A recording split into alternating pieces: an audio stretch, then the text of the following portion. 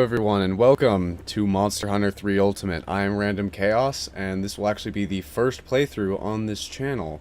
So why not start off with one of my favorite games on the Wii U. So obviously we're going to be starting a new game. It would be kind of boring to just go with my main profile, seeing as it has so many hours on it and pretty much every single bit of equipment unlocked. If I had a way to record what I'm doing on the gamepad, I would, but then again, the gamepad literally does nothing for almost the whole game, so we'll just leave it at that for now, seeing as I have no idea what I'd be doing even if I tried to record the gamepad. Let's go with very gruff face.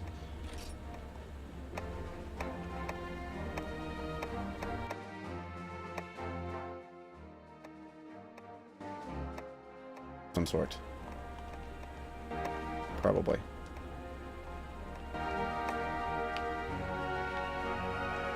That's good.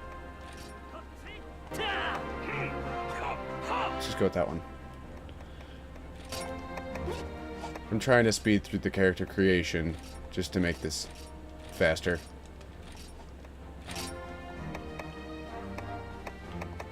See, black hair. That. Okay. And then I will put it on standard, that way you all can see the map.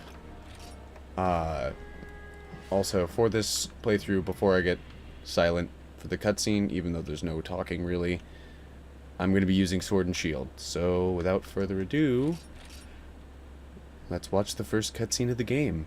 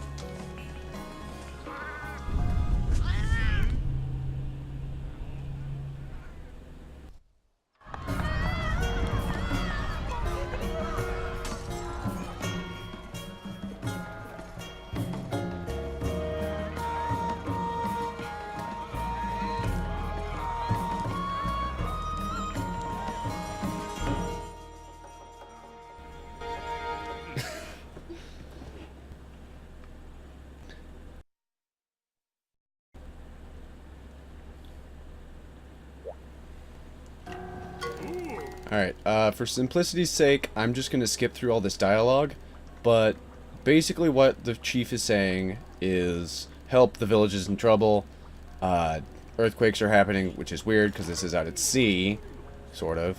It's like kind of connected to land. I'll show you. Like, that's the land and sea, which I guess it makes sense if there's earthquakes then. But the coach, what the hell? The chief, not the coach, is saying, like, help, the village is in trouble. And have you ever heard of a Logiacris? Because Logiacris is this big ol'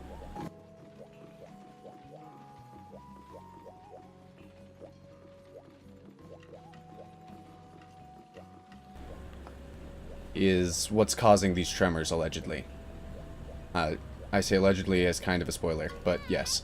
And then this is the girl who will be giving you quests in a little bit, and she's just saying that she's going to be our guild lady. And then this man right here is the blacksmith, and he's just telling us, I'm a blacksmith. This is the fishmongress. She sends out boats. Once you unlock them, they'll be docked out on these docks. As you can see, there are none. As you play the game, you unlock the boats, and they go out and collect either fish, treasure, or monster parts. A little kid who gives you some whetstones right here, which I highly recommend talking to always if you're a blade master. And like I said earlier, I think, unless I'm just being dumb, I am going to go with sword and shield. Oh yeah, cat. Cat! Cat! With a pun as a name in so many different ways. Place. And they always give you this prism shroom lamp. Always. Because it's funky. But yeah, wrong button. Good job. This is a great start to a playthrough. So, like I said, we're going to be going with the sword and shield. So all these other weapons, we're just not even going to worry about. Which is fantastic at the beginning of the game, because they make you excellent money, because they sell for 500 or 1,000 each. And except that, those two were 700 and that one was 800. Does this look like the face of mercy? Because in some cases it will be. Okay. So, your first, not really quest, but objective, is to go and get some, go find Junior, actually. He was the guy with the man thong who stood on that rock. So we just go out here, and it'll take us out to the Moga Woods, which is also the deserted island, when you're looking for quests on how to move. And then cutscene where they just show you this.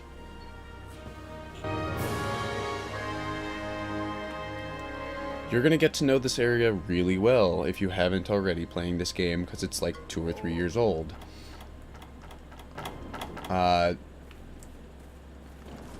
So right now, this map only has 3 areas unlocked, 1, 2, and 3. And there's 12 total in this specific map. And we'll unlock those just by going through the Elders quests. I guess you could kind of call them quests.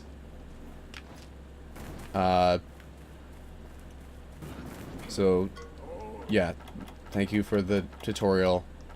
I know about changing the panels, something I never do because they're fine. If you don't know this already, there is so much gathering you have to do in this game. It's very good to get it out right off the bat. However, even though I did some instinctually off a second ago, I am not going to gather, because it is really boring, and I will do that on my own time. Yes, there will be parts of this that won't be recorded. Shocker. Seeing as there's like 500 hours on my other file. And I'm not even done yet, which is kind of sad. So in here is the actual base camp. Not where we came from, here. This is where you'll come at the start of actual guild quests. So pretty much every other time in the game.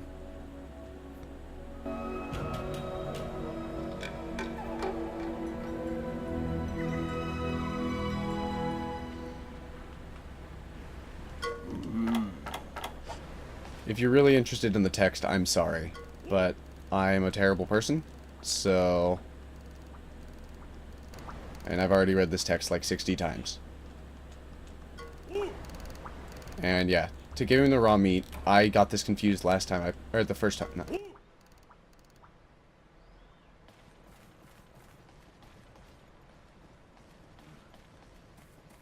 So I was just like, can I give you the meat? How do I give you the meat? Let me give you the meat!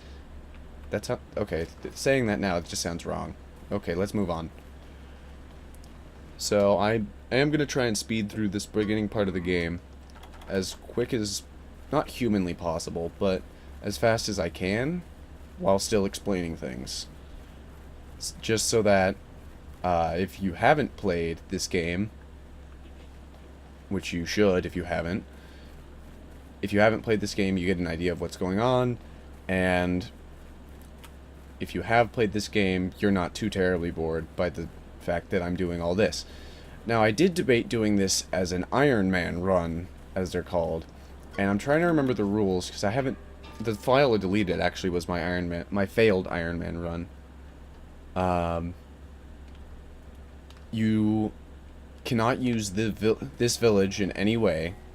So that means the farm, which is up here, which actually the people in the farm want me to talk to them. The people being the one person. The Iron Man run, that's what I was talking about.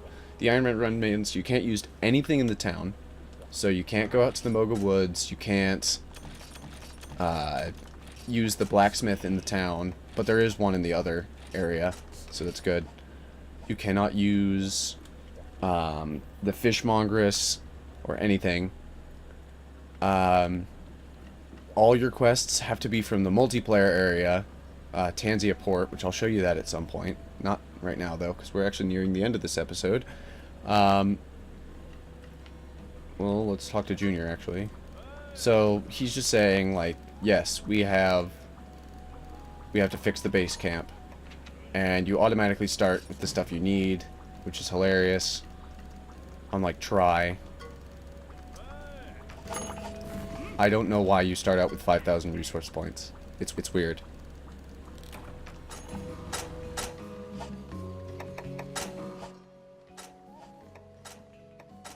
We can make, which I'm actually going to buy the Bone Chris, and then we'll end this episode. So this girl, she sells equipment, but generally you won't, unless it's the beginning of the game, or it's like low-level equipment you're trying to just get an upgrade, you won't be buying from her. Okay, so, yeah, that's the button I wanted. Thank you for watching. We will do the, I believe it's a Jaggy hunt next time, actually. Not a great Jaggy, just smaller Jaggies. We'll do those next time.